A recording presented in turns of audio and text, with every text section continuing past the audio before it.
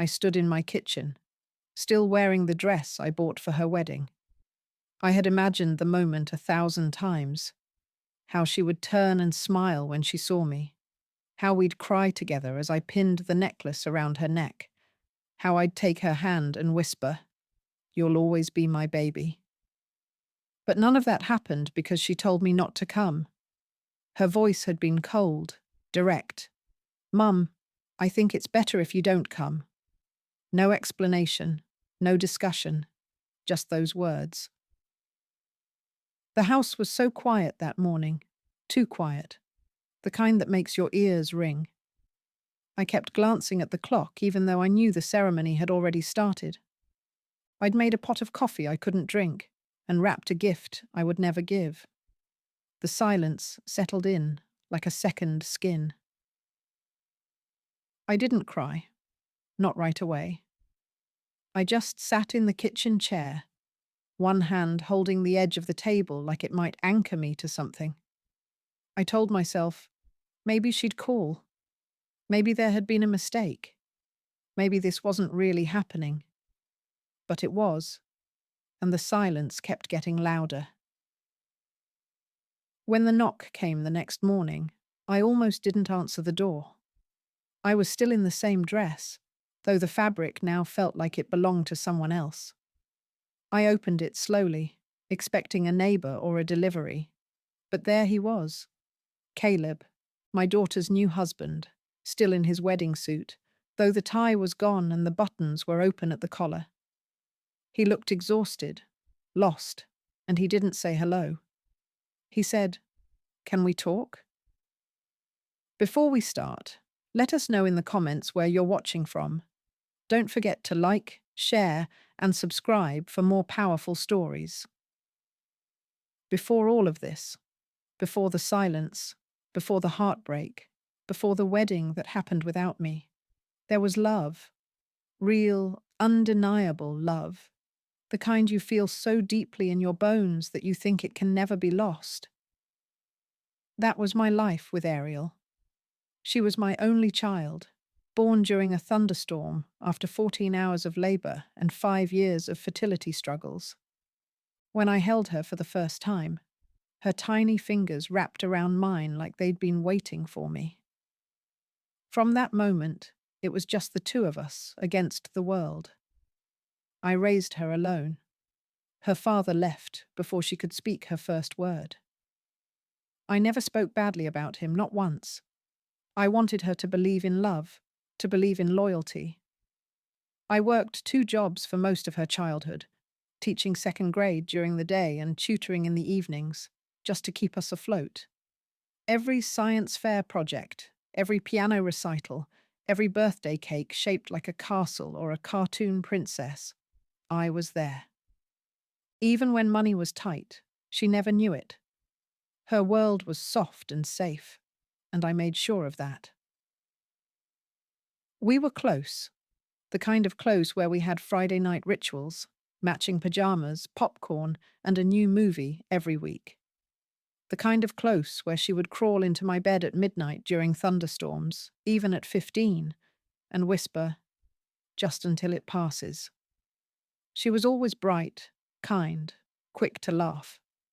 She had her father's eyes, but not his silence. She told me everything. At least she used to. I remember the day she brought Caleb home for the first time. She was 24, glowing, confident. He was polite, soft-spoken, and kind in a quiet sort of way. I liked him immediately, not just because he treated her well, but because he listened when she spoke. His eyes followed her like he was trying to memorize her. And maybe that's why I didn't question anything. I trusted her choices. I trusted us. When they got engaged, I cried. Not out of sadness, but because it felt like a new chapter we'd share together. I pictured us planning the wedding side by side. I'd help her pick her dress, walk with her through venues, share in the chaos and the laughter. I started a little notebook. Ideas, quotes, vendors. I didn't want to be overbearing, just helpful.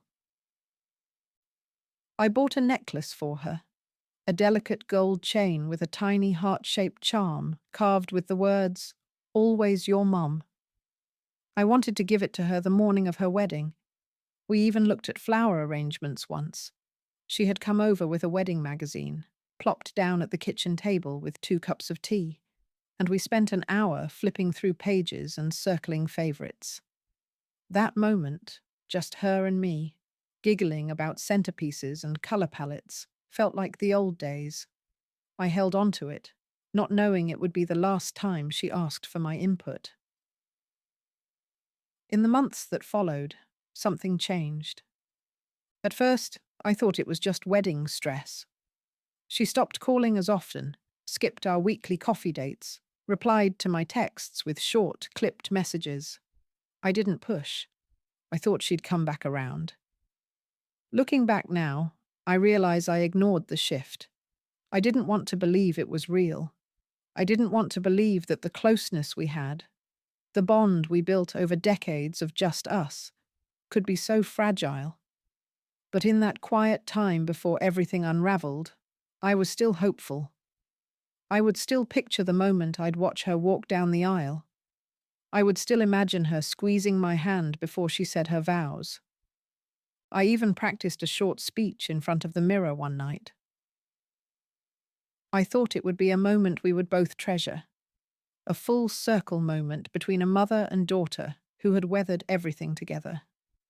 I didn't know then that I was being written out of a story I helped build, that I was becoming a stranger in the most important chapter of her life.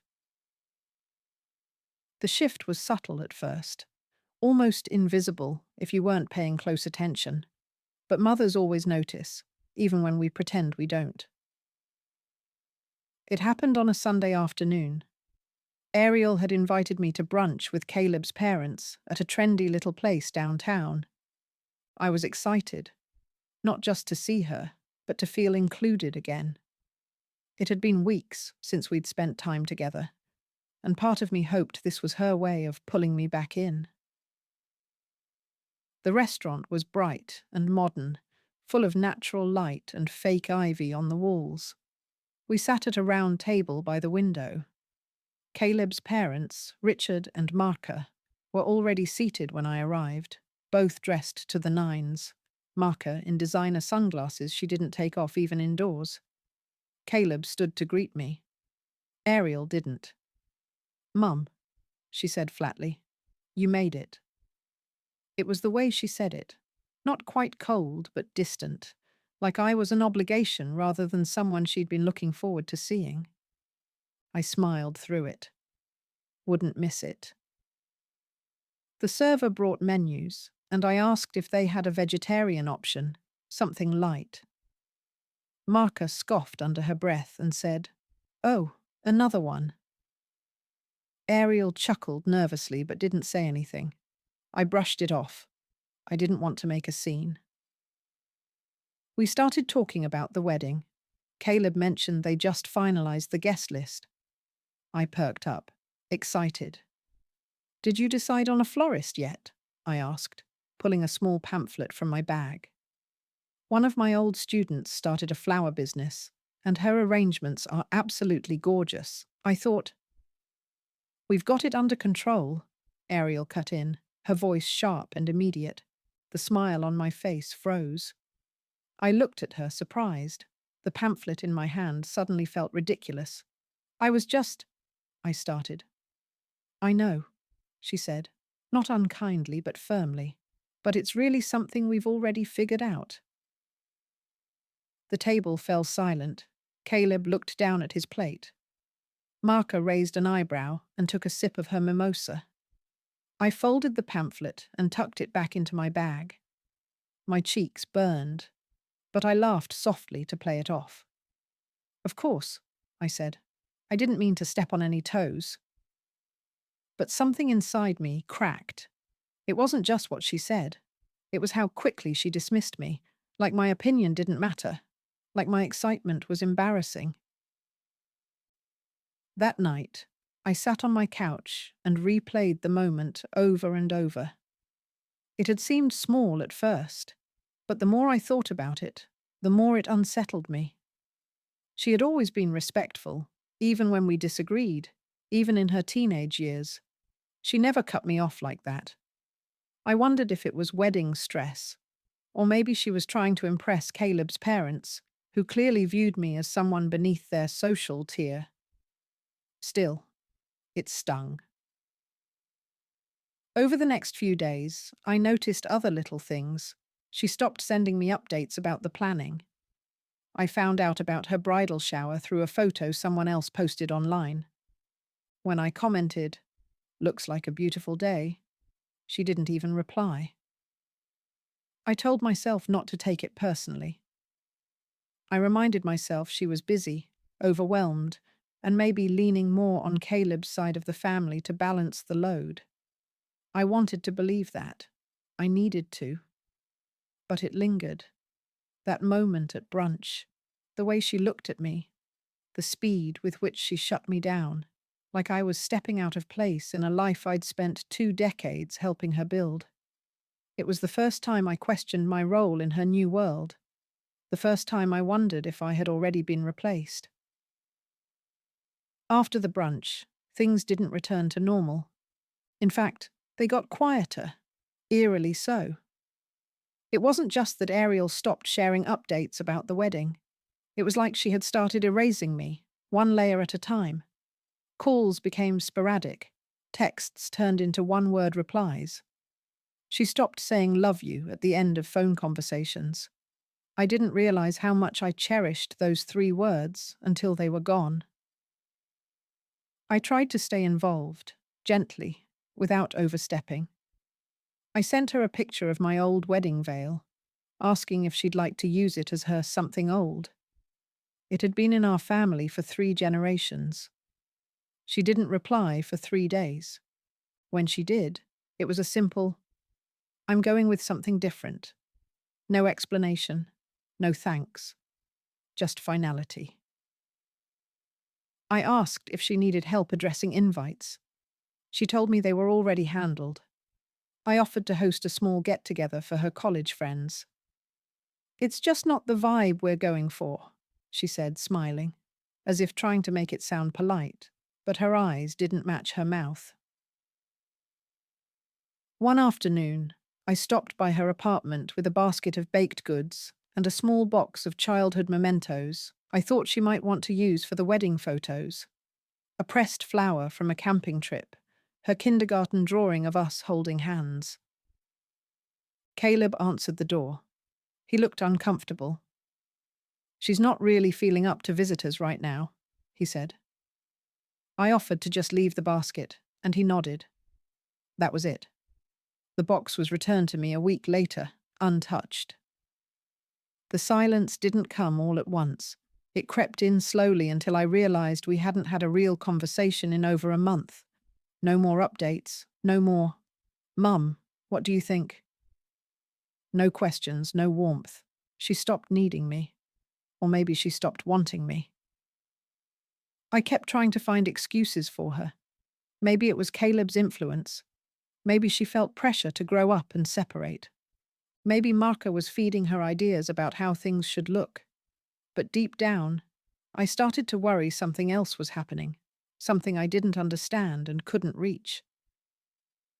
I began questioning myself. Had I been too involved, too emotional, too traditional? I played back every interaction over the past year, searching for the moment I might have pushed too hard or asked too much. I began doubting my instincts, my memory, my worth. I cried more than I care to admit, mostly in bed, mostly at night, always with the door closed. I didn't want friends to know. I didn't want anyone to say, "That's how daughters are," because it had never been this way, not with us. I started feeling like a ghost in her life, someone who had been vital once, but who had quietly faded without anyone noticing. The worst part wasn't the exclusion, it was the rewriting. I heard from a mutual friend that Ariel had told her bridal party, "My mum just isn't part of this season of my life." That sentence shattered me, as if I had chosen to step back. as if I had voluntarily become irrelevant. I went from being the center of her world to a footnote, but I still smiled when people asked about the wedding. I still told neighbors I was so excited for her. I still bought gifts, little things, candles, slippers, spa gift cards. I kept them in a drawer in my bedroom. I didn't know if I'd get to give them to her, but it made me feel close. Some nights, I would lie in bed and scroll through old photos on my phone. Her graduation, her birthdays, the vacation we took to Seattle when she was 16. I'd watch videos of her dancing in the kitchen, singing in the car, sneaking up behind me and yelling "boo" just to make me laugh. In those moments, I felt like I was mourning someone who was still alive. I hadn't lost my daughter to tragedy or illness. I was losing her to distance, cold, intentional distance, and it was a kind of grief I never expected to feel. It was a Thursday evening when the humiliation arrived, quiet, sharp, and delivered in the most intimate way possible. Not with screaming, not with confrontation, but with laughter. It started with a ding on my phone.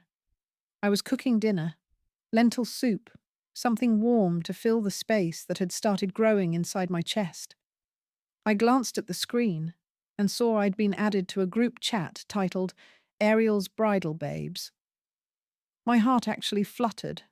I thought maybe this was her way of looping me back in. Maybe she missed me too. I opened the chat. At first, it was just pictures.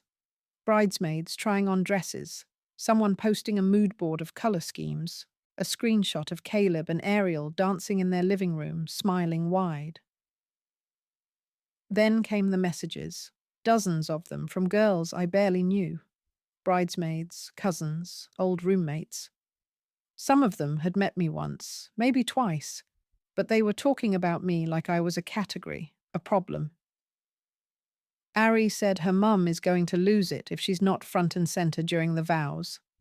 Classic overbearing mother energy. Just let the girl have her day. I swear, if she wears white, I'll scream. Someone please make sure she doesn't do anything weird.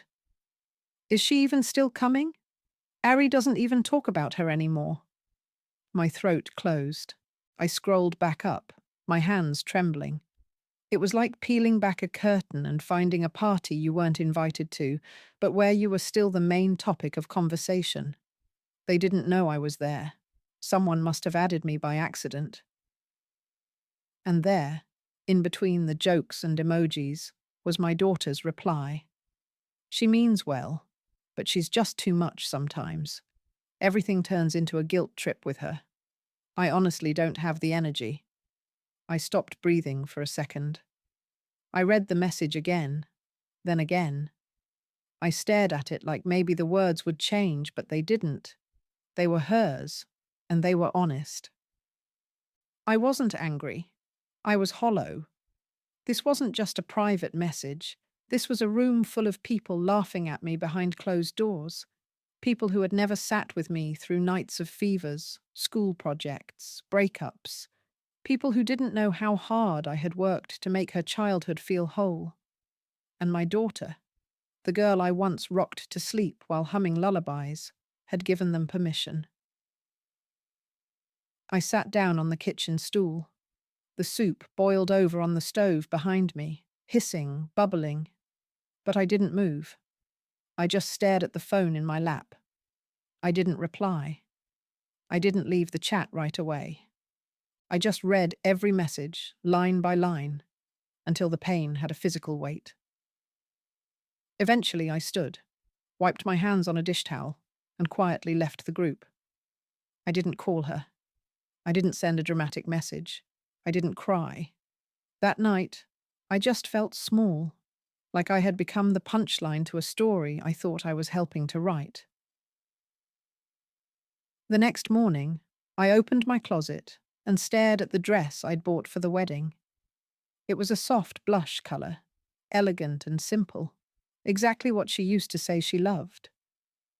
I had chosen it carefully, wanting to look beautiful, but not overshadowing, wanting to belong. But suddenly that dress felt like a costume, a disguise for someone who no longer had a role. That weekend, I received a text from Ariel. No apology, no mention of the group chat, just, "Hey, just confirming you don't need to be added to the seating chart, right?" That was it. Just logistics. I typed out a response, deleted it, typed again, deleted it again. I didn't trust myself to say anything that wouldn't sound bitter or broken. In the end, I just replied, "Yes, I won't be attending. I wish you a beautiful day." That night, I cried into my pillow like a child, not because of the cruelty, but because I had finally accepted the truth. She didn't want me there. I didn't pack a suitcase. I didn't slam a door. There was no dramatic exit, just stillness. After the group chat, after her text confirming my absence, I realized there was nothing left to fight for. I hadn't been invited to her wedding in any real sense, not emotionally, not respectfully, and now not even physically. So I let go. Letting go wasn't immediate. It was a series of quiet decisions that felt like defeats at first. I deleted the folder on my computer labeled Wedding Ideas. I folded the dress I had bought and placed it back in the garment bag, then slid it under my bed. I took the necklace I'd planned to give her, the one I had made from my mother's wedding ring, and locked it back in the box, the velvet cradling it like something sacred and unwanted. I walked into the guest room, which I had lovingly decorated in soft lilacs, thinking she and Caleb might stay there for a night after the wedding. I folded the towels I had laid out, removed the scented candles, undid the small acts of hope I had stitched into that space. I didn't tell anyone, not my friends, not the neighbors who had been asking if I was excited, not even my sister who had called weeks ago saying, "She'll come around. Daughters always come back to their mothers." I didn't need anyone's comfort. I needed space to grieve, to understand, and maybe to begin accepting that the person I raised with so much love had turned into someone I didn't quite recognize. The day of the wedding came. I woke up at 6. I hadn't set an alarm. My body just knew.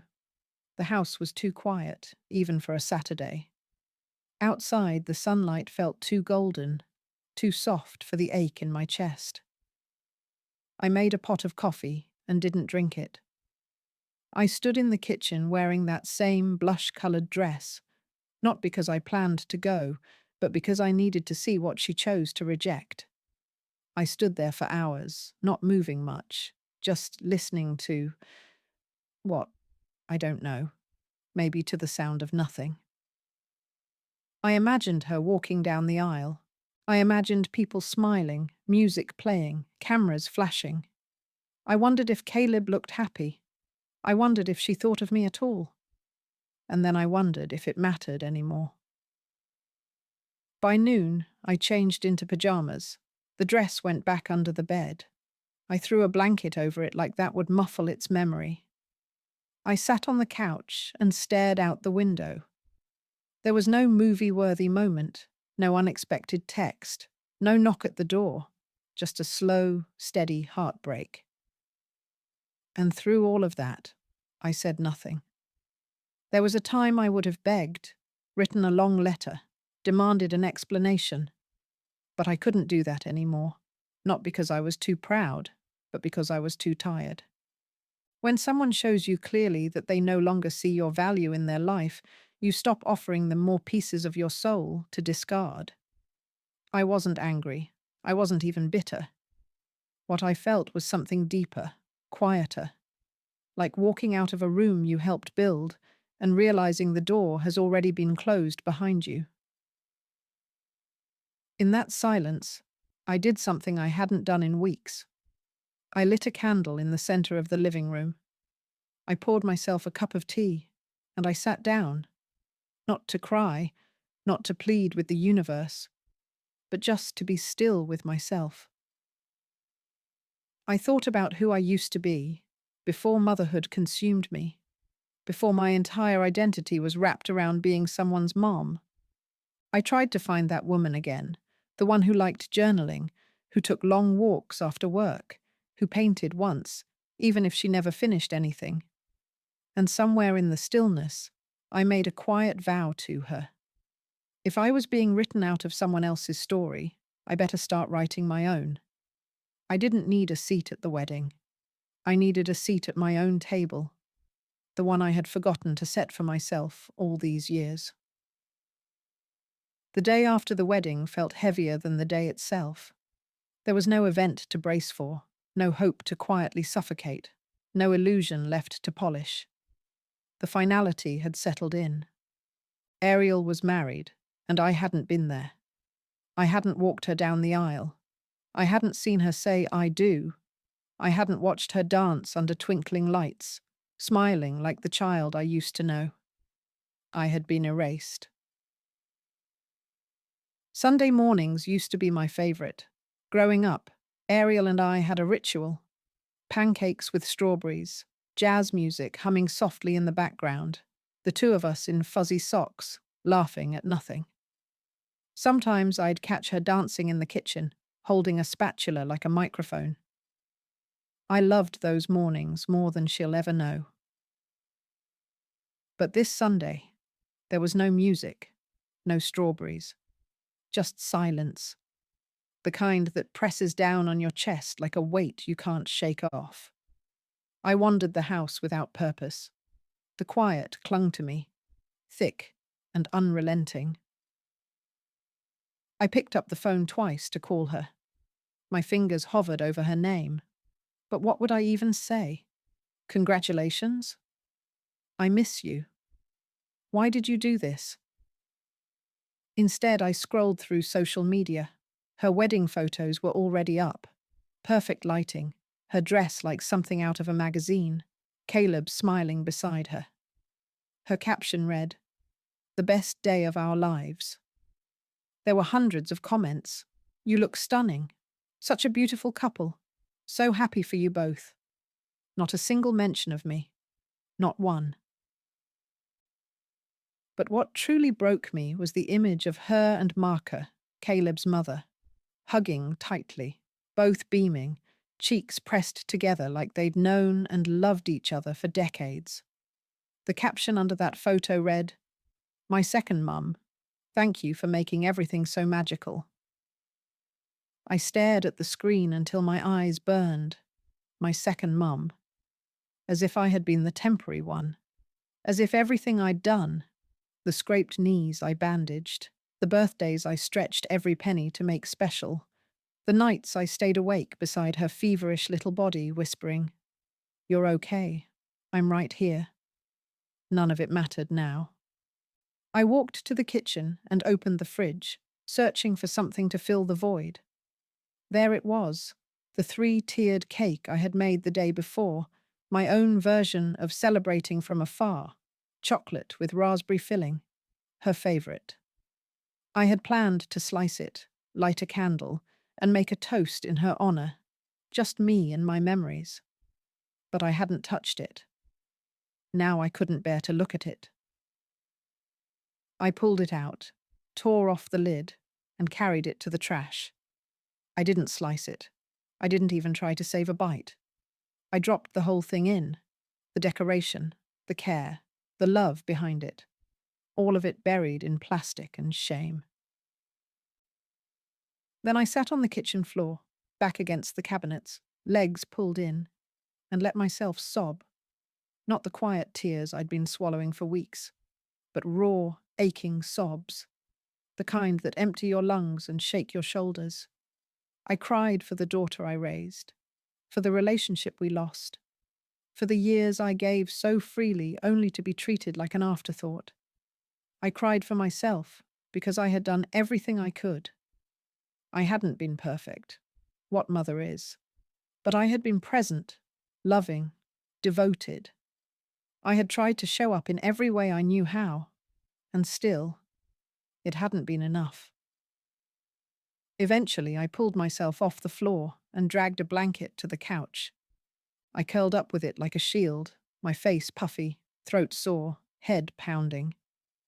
I stared at the ceiling for hours, not thinking, not feeling, just existing. That night, I had a dream. I was sitting on a bench in a garden. Ariel was a little girl again, 5 or 6, wearing a sunflower dress and clutching a daisy in her hand. She looked up at me and asked, "Are you okay, Mummy?" I couldn't answer. I just reached for her, but she slipped away, running into a fog I couldn't follow. I woke up sobbing, the blanket tangled around my legs like chains. That was the moment I knew I had reached my bottom. There was no lower to go, only forward. The morning after the dream, I woke up feeling hollow, my eyes crusted with sleep and tears. I moved like someone twice my age, slow, deliberate, careful not to disturb the ache that had taken root in my chest. I didn't make coffee. I didn't shower. I just sat at the kitchen table in silence, staring at the wilting flowers on the windowsill. I told myself I needed to clean, not just the house, but the grief, the heaviness, the reminders of everything I had hoped this week would be. I started in the hallway closet, pulling out gift bags, ribbons, tissue paper, all things I had bought in anticipation.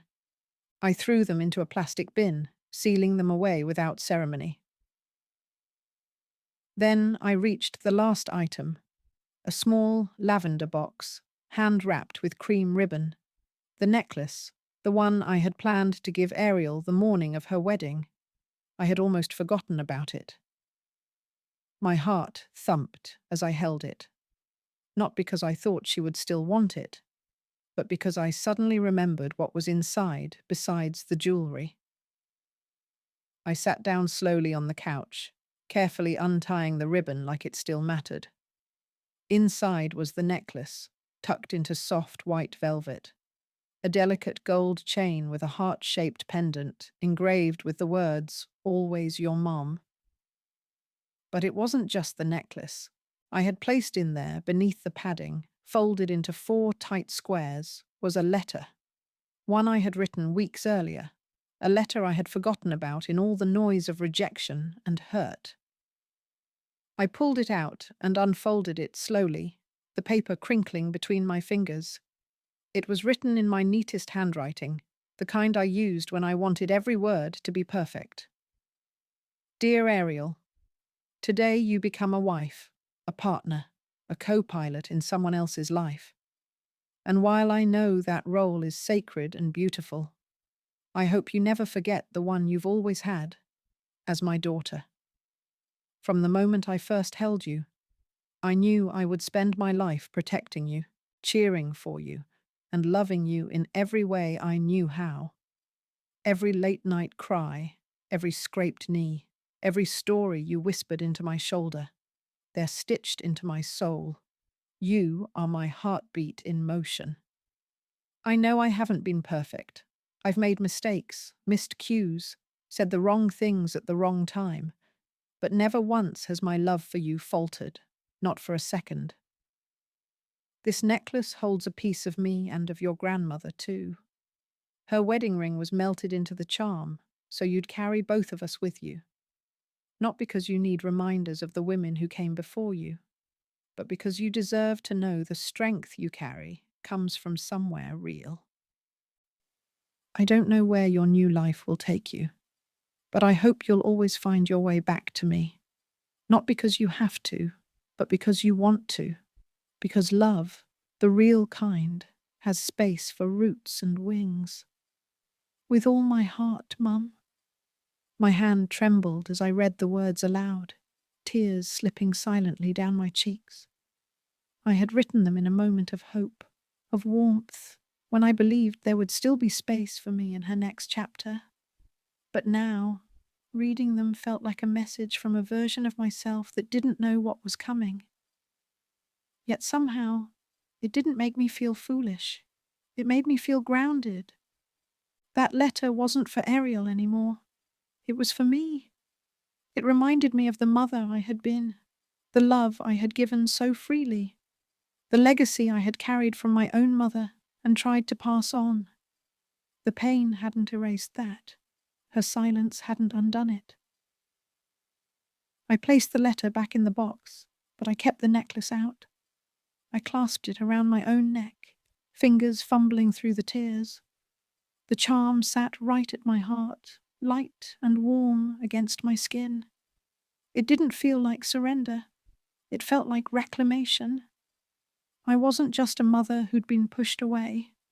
I was a woman who had loved deeply, sacrificed boldly, stood alone in her pain, and still chose to carry her head high. The letter reminded me that my story wasn't over. It had just turned a page. Something shifted after I read the letter, not like a lightning bolt or a grand revelation. It was quieter than that, softer, like the slow, steady feeling of a door creaking open after being locked for too long. For the first time in weeks, I didn't feel like I was drowning. I stood up, walked to the mirror in the hallway, and looked at myself. Really looked. My eyes were swollen, my skin pale, my posture slouched under weeks of emotional weight. But I saw something else too. A flicker, a pulse, a woman still standing. I hadn't realized how far I drifted from myself. Motherhood had been my identity for so long that I had lost track of the woman underneath. I had stopped doing things for me, stopped dreaming my own dreams. I'd placed my worth entirely in how needed I was, and now that I wasn't needed or wanted, I had no idea who I was without that role. But the letter reminded me, I was more than a mother. I was Leona. I used to love writing short stories, mostly nothing fancy, just scribbles in old journals. I remembered the thrill of building characters, crafting scenes, imagining lives that weren't my own. I used to sit on the porch in the evenings and write until the sky turned purple. That day, I pulled out one of my old journals from a box in the garage. The pages were yellowed, but the ink was still clear. I flipped through them, smiling at how passionate I'd been, how bold with words. My younger self had so much to say. Maybe she still did. I made a cup of tea, lit a candle, and sat at the kitchen table, not to scroll through old photos, not to mourn what I had lost, but to write. The words came slowly at first, but they came. I wrote about a woman starting over after heartbreak. I wrote about strength blooming in quiet places. I wrote about dignity, the kind that doesn't scream or beg to be noticed. That afternoon turned into evening, and for the first time in a long while, I didn't feel empty. I felt present and alive. The next day, I went for a walk through the neighborhood. It was something I used to do regularly but hadn't in months.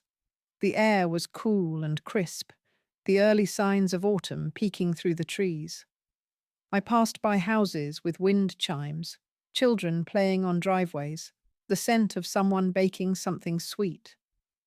Life was still happening. It hadn't paused just because I was grieving. At the corner cafe, I ran into an old co-worker from the school where I used to teach. Her name was Mara, and we'd always shared a laugh in the break room about our students' spelling disasters and lunchbox trades. She looked surprised to see me, but then her expression softened into warmth. "Leona, I've missed your face," she said, wrapping me in a quick hug. We chatted for a bit. She asked how I was doing, and I gave her the kind of honest but not too honest answer we give when the truth is still too raw. She nodded with understanding. Before we parted, she said, "You know, the district's looking for part-time reading tutors.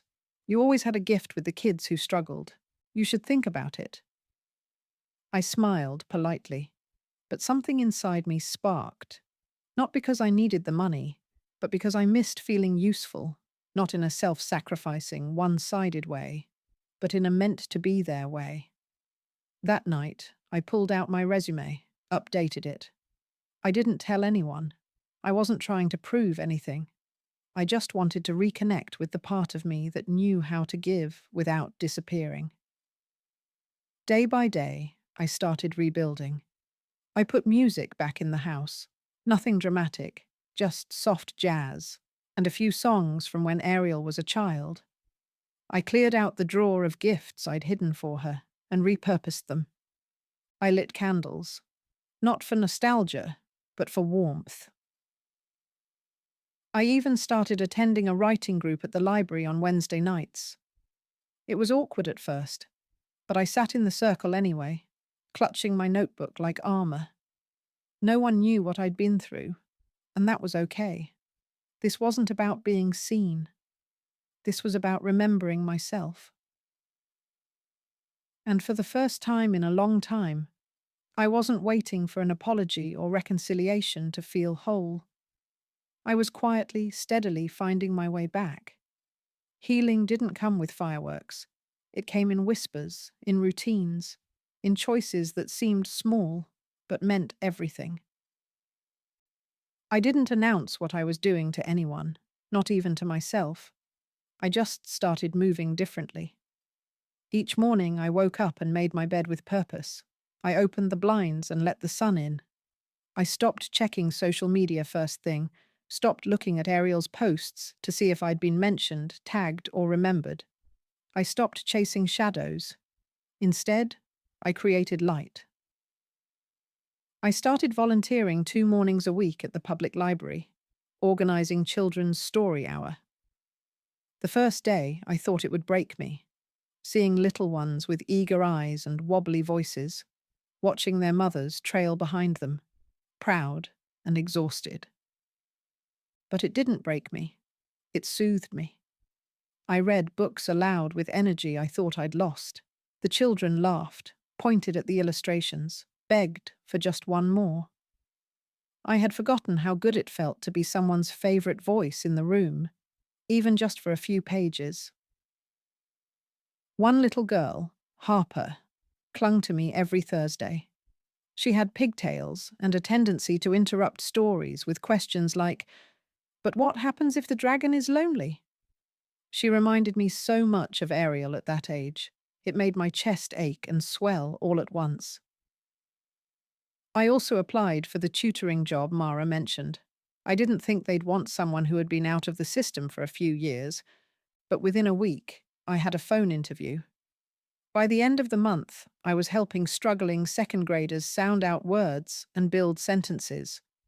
I'd forgotten how deeply satisfying it was to watch someone grow under your care, not because you demanded it, but because you believed they could. At home, I began reorganizing everything, not frantically, not to fill time, but to reclaim the space. I donated boxes of clutter that had accumulated over the years, things I thought I'd save just in case Ariel needed them. That justification no longer held power over me. I was done preserving a space for someone who had walked away. I bought a new bookshelf. I filled it with the things I loved: poetry, memoirs, old gardening books. I started writing again, not just journaling, but short stories. Some were about mothers, some were not, but they were mine. The necklace stayed around my neck. It no longer felt like a symbol of rejection. It felt like a quiet badge of survival. I also made practical decisions. I met with a lawyer and updated my will, something I'd been putting off for years.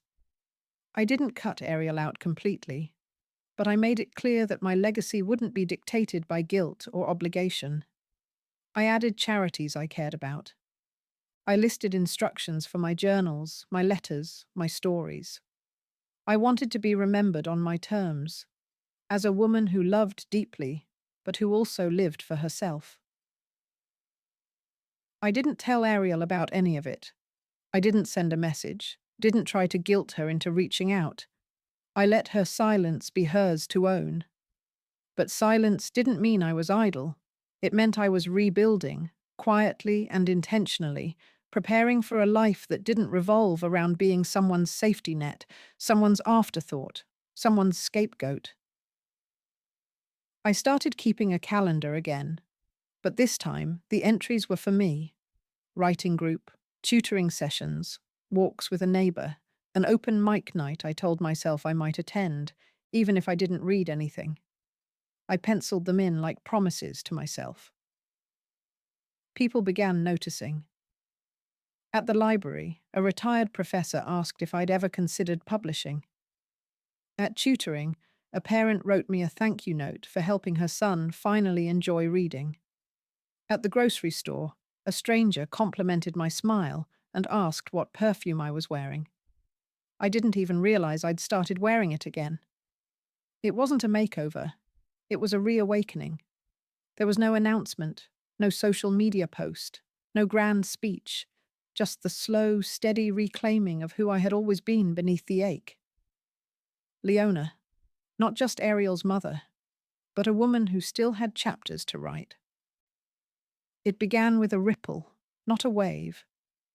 One afternoon, as I left the tutoring center, I received a text from a number I didn't recognize at first. It read, "Hi, Mrs. Leona. This is Sam from the wedding vendor team. Just wanted to follow up about the table arrangement you were supposed to approve." My thumb hovered above the phone screen. I stared at it for a moment, then replied simply, "I wasn't involved in the wedding." There was no response, just silence.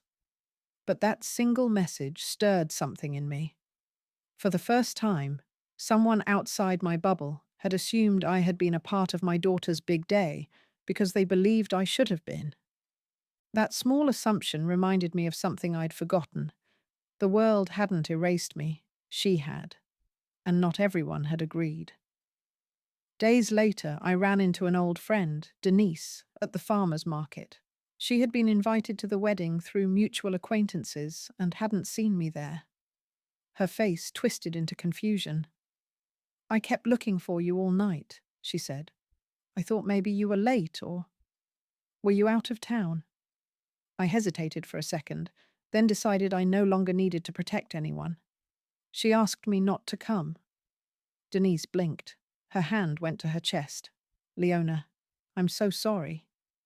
She didn't ask why. She didn't dig. She just stood with me in that moment, like a silent witness to a wound no one else had wanted to acknowledge. That night, something inside me settled. Not healed, but steadied. I wasn't crazy. I wasn't imagining the exclusion. I had been shut out of a day that had once been ours, and the fact that others noticed, others cared, meant I wasn't invisible. Then came the silence from Caleb. He hadn't posted a single picture from the wedding, no glowing caption, no slideshow of their honeymoon, just stillness. At first, I assumed he was just private, or maybe wrapped up in post-wedding life. But then I noticed something strange. He had stopped tagging Ariel in anything. In fact, his profile looked like the wedding never even happened. I didn't snoop often. I had made peace with the fact that she was living her life without me. But this caught my attention. It didn't look like a man freshly married. It looked like a man stepping back. I got an email from him a week later, just a line. "I'd like to talk. Would you be open to that?" I didn't respond right away, not because I was angry, but because I'd learned to pause, to not leap into other people's messes without thinking. I read the email twice, then closed my laptop and went for a walk. By the time I returned, I knew my answer. I replied, "If you need to talk, I'll listen, but only if it's for the sake of truth, not guilt." He responded an hour later, "It is." The shift wasn't in the words, it was in the silence between them. The acknowledgement, the choice to come to me, not out of obligation, but out of recognition. I didn't tell anyone about the emails. I didn't prepare myself for what he might say. I just waited. In the meantime, Other things began to bloom. I was asked to lead one of the writing sessions at the library. The topic was narratives of loss and strength. I almost declined. Then I remembered who I had become these last few months, someone who didn't run from her story anymore. At the session, I read a piece about a woman watching her child drift away, not with cruelty, but with quiet indifference. I didn't use names, but the room felt heavy when I finished. And then applause. Not loud, not performative, just enough to tell me my pain had found resonance. Later, one woman approached me and whispered, "Thank you. I haven't spoken to my daughter in years, but today I felt less alone." The power was shifting, not because Ariel had changed, but because I had. The center of gravity was no longer her acceptance, it was my peace. I didn't need her permission to be whole. I didn't need her validation to know my worth. And as I stepped into each day a little taller, a little surer, I felt it. I wasn't just surviving the loss of a daughter. I was reclaiming the presence of a woman. Caleb arrived on a Sunday morning, the kind where the sky is too clear to predict what's coming. I had just returned from the library, a new book tucked under my arm and a half-drunk coffee in hand, when I saw him parked in front of my house. He was sitting in the car, engine off, gripping the steering wheel like it might anchor him to his decision. He didn't notice me walking up until I tapped lightly on the window. He stepped out slowly, dressed simply. Jeans, grey hoodie, tired eyes. He looked nothing like the polished groom from Ariel's wedding photos, just a man carrying something heavy. "Hi," he said, voice soft. "Hi, Caleb," I replied, not cold, not warm, just open. "Would you like to come in?" He nodded. We sat at the kitchen table, the same table where I had waited on her wedding day. The same chair, even. He noticed the necklace around my neck. The charm rested at my collarbone. I didn't explain it. I didn't need to. "I don't know how to say this," he began, hands folded like a schoolboy waiting for discipline. "But I didn't come to apologize for Ariel. That's not why I'm here." I nodded. "Go on." He looked up, then down again. "I read the letter, the one you wrote in the box." I stilled. "I found it the morning after the wedding," he continued. "She didn't open your gift. She didn't even bring it inside. It was in the car, underneath her shoes.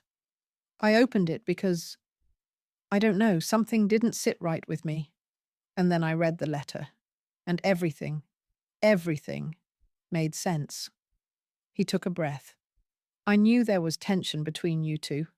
She told me you were difficult, overbearing, that you were trying to control the wedding, and I believed her because, well, I thought I knew her."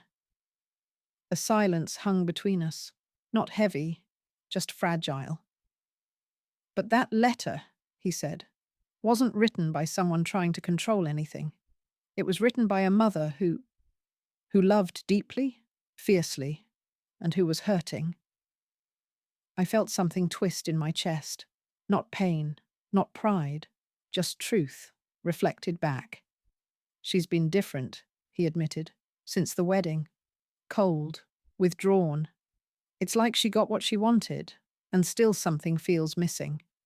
I've asked her about you. She shuts down." He met my eyes then. "I guess I came here because I needed to understand for myself. To see you. To hear your side, maybe. But mostly to say that someone should have sooner." I didn't cry. I didn't flinch. I just breathed. "Thank you," I said finally, "for reading the letter. For coming." He nodded. "I want to be clear, though," I added gently. "I don't need you to speak for her, and I'm not asking you to fix anything. That's not your burden." "I know," he said. We sat in silence for a few minutes. I made us tea. more out of habit than hospitality. He took his mug and looked around the kitchen, his eyes lingering on the small framed photo of Ariel as a child that still sat on the windowsill. "She loved you so much," he said quietly. "I think that's what scared her." I tilted my head. "What do you mean?" "She told me once that you loved her so deeply, it felt like too much. Like she could never measure up to it, that she'd disappoint you eventually."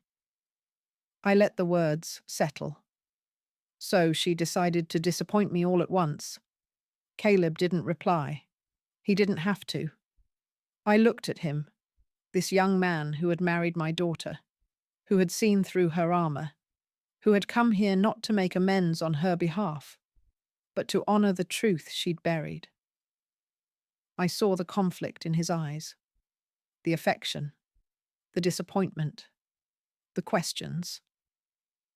"Whatever happens between you two," I said gently, "remember that silence is its own kind of violence, and love without accountability can become cruelty." He nodded slowly, the words hitting somewhere deep. He stood, mug still warm in his hand. "Thank you for seeing me." I walked him to the door. We didn't hug. We didn't make promises. But before he left, he looked at me one more time and said, "If I had known, I would have made sure you had a seat."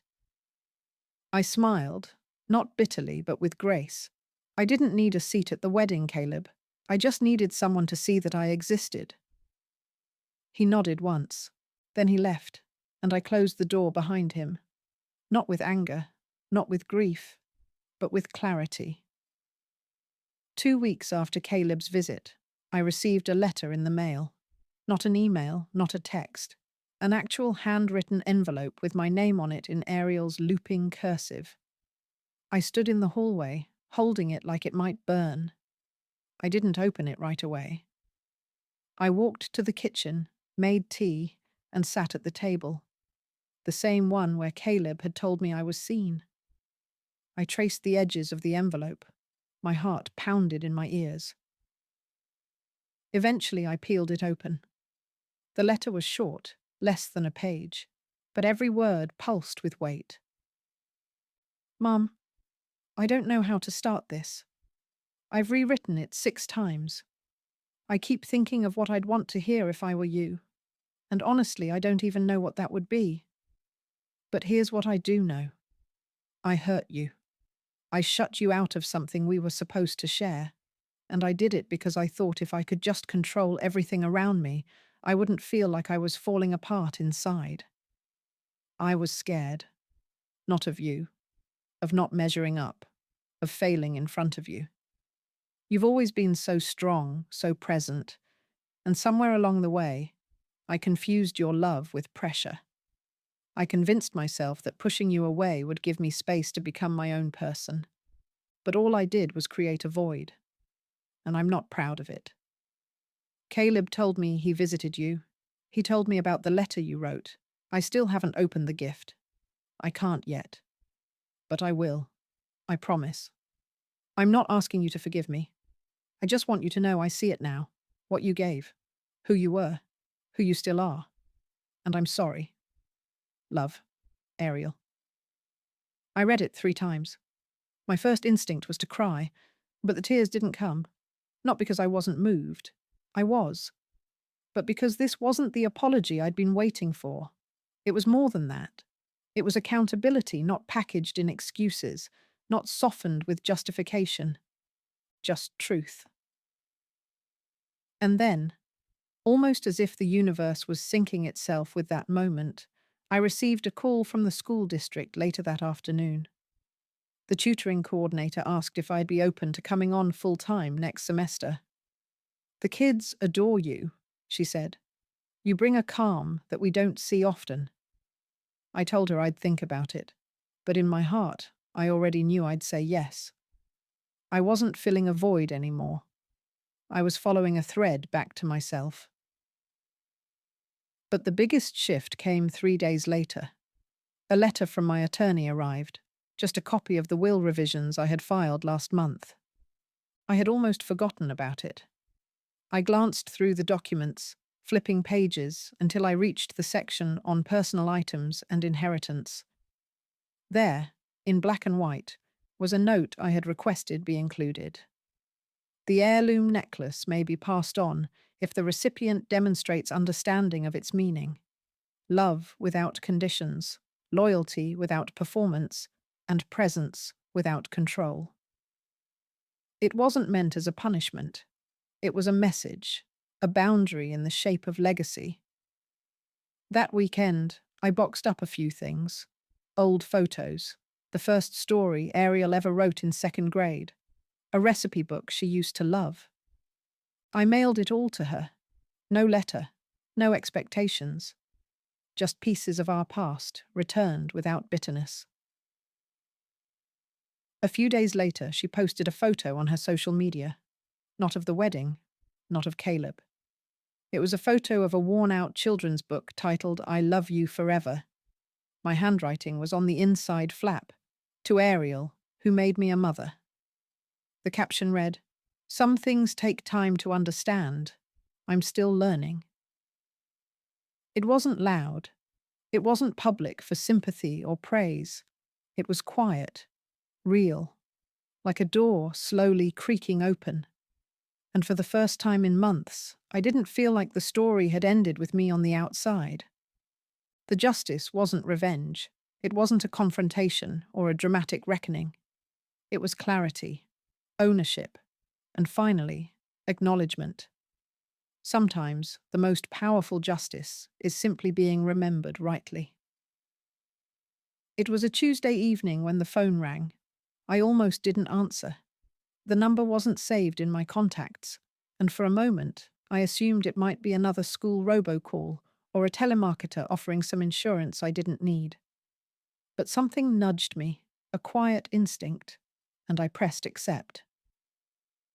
"Hi, Mum." The voice was soft, fragile almost. I recognized it immediately, not because of the tone, but because of the hesitation. It was the same voice that once whispered bedtime questions under a blanket fort. The same voice that once cried after scraping her knee on the playground. It was Ariel's voice, but stripped of its armor. I didn't say anything right away. My silence wasn't cold, it was careful, letting the moment land. She started. "I don't know if I should have called." "You already did," I said gently. "So go ahead." There was a long pause, and then she exhaled. I could hear the air tremble. "Thank you for the package," she said. "I cried when I opened it." I smiled faintly. "They're just pieces of our life. You don't have to do anything with them." "But I want to," she replied quickly. I want to remember it. I want to understand what I forgot or ignored." I let her words settle in the space between us. I wasn't going to rush her. This wasn't a conversation to fill with noise. "I read the letter again," she said, her voice cracking slightly. "The one in the necklace box. I finally read it, and I couldn't stop crying. Not just because of what you wrote, but because I realized how long it's been since I saw you as a person. Not just my mother, but Leona." The name hit me like a quiet bell. "You don't owe me anything," I said softly. "I mean that. This call, it's not a door you have to walk through unless you truly want to." "I do," she said. No hesitation this time. "I'm not ready to come over yet or talk about everything, but I want to start somewhere. Maybe lunch? Somewhere neutral?" "Of course," I said. "You name the place." "Next Saturday. There's that cafe we used to go to near the bookstore." "Maple and Pine," I finished for her. "You love their cinnamon rolls." "Still do," she said, and for the first time in months, I heard her smile. The rest of the call was quiet, gentle, not packed with apologies or analysis. Just a few memories, some small laughter. She told me Caleb had moved out for a while, not permanently, just to get some space and think. I didn't pry. That was her story to carry. When we hung up, I didn't cry. I didn't leap into hope. I just stood in my kitchen, the same place I had waited for her wedding day to pass, and whispered, "Thank you." Not to her, to the moment, to the universe, to whatever part of her had softened enough to call. The following Saturday, I arrived at the cafe 10 minutes early. I wore the necklace, not to guilt her, but to ground myself. I chose a table by the window, ordered 2 coffees, and watched the door. When she walked in, I barely recognized her at first, not because she had changed physically, but because she looked different, less polished, less rehearsed, more real. She spotted me, paused, then walked over slowly. She hugged me, not tightly, but not out of obligation either. It was a real hug, tired, but real. We sat, and for the first few minutes, we just drank coffee and watched the street outside. "You look good," she said. "So do you," I replied, and I meant it. She pulled something from her bag, a photo of us from her childhood. We were on a beach, wrapped in matching towels, grinning at the camera like we had just discovered the ocean for the first time. "I found this," she said, setting it between us. "I don't remember the exact day, but I remember how safe I felt." I placed my hand beside the photo. "I remember that day. You built a sandcastle and cried when the tide took it away." She chuckled. "You told me even if the castle washes away, you'll always know how to build it again." That sounds like something I'd say. She nodded, eyes glassy. "I forgot a lot of things, Mum. I want to remember them if you'll let me. I never stopped hoping you would." We didn't fix everything over coffee and cinnamon rolls. There were too many wounds for that. But we took the first step, not back to how things were, but forward into something honest, and that was enough. The following weeks passed with a rhythm that was neither fast nor slow, just steady, like a pendulum that had finally found its beat again. Ariel and I didn't become best friends overnight. We didn't dive into emotional unpacking or rush to repair every broken bridge. Instead, we allowed space to breathe, to observe, to feel things without forcing them. And in that space, something honest began to grow. She called me every few days. Sometimes we talked about work or books or the weather. Sometimes we didn't talk at all, just sat on the line, silent and present. Once, she sent me a voice message of her walking past a bakery, laughing softly. "They were playing your favorite Ella Fitzgerald song. Made me think of you." That was all, but it meant more than any grand apology ever could. We met for walks, short ones at first, at a local park where mothers chased toddlers and elderly couples shared benches like secrets. We talked about small things, the color of the leaves, a dog she saw wearing sunglasses, a poem I had read the night before. Slowly, the wall between us crumbled, not from force, but from care. One Saturday morning, she arrived at my house unannounced. She had a cardboard box in her arms. I opened the door, surprised, and she stood there with a half smile. "I finally opened the wedding gift," she said, "and the letter." She stepped inside and set the box on the table. Inside were pieces of her life, childhood artwork, postcards we had collected on road trips, her first diary. "I thought we could make a scrapbook together," she said. "Not because we're fixing the past, just to remember it together." We spent the day surrounded by glue sticks, construction paper, and memories. We didn't talk about what had happened. We didn't need to. The act itself was healing. Every picture we placed, every caption we wrote, was a piece of us being sewn back together. That night, after she left, I sat alone in the quiet house. The scrapbook lay open on the table, pages drying, photographs curling slightly at the corners. I traced one picture with my fingertip. Ariel, maybe 10 years old, sitting in my lap, both of us mid-laugh. A birthday cake in front of us.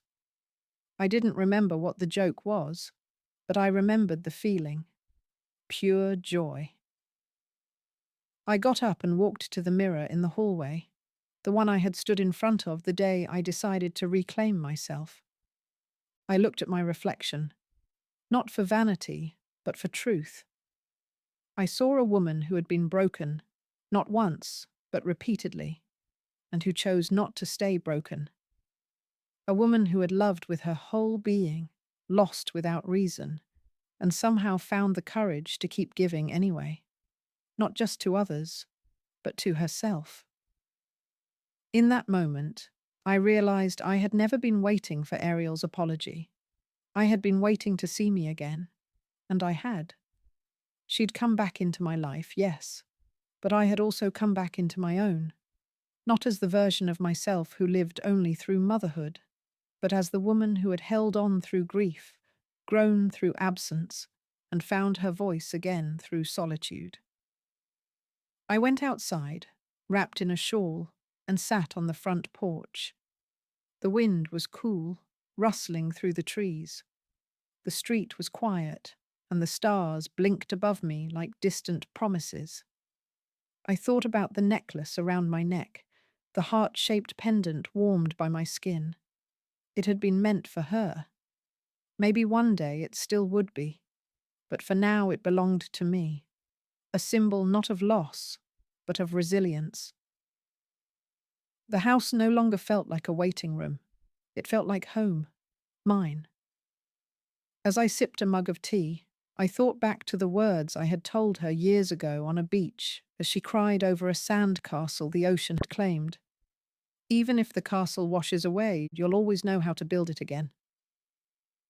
That memory, once distant, returned now with a new truth, because I had rebuilt, not the same shape, not the same pieces, but stronger, wiser, whole. And in the quiet of that evening under a sky that asked for nothing, I finally understood. I hadn't lost my daughter. I had found myself, and that was enough.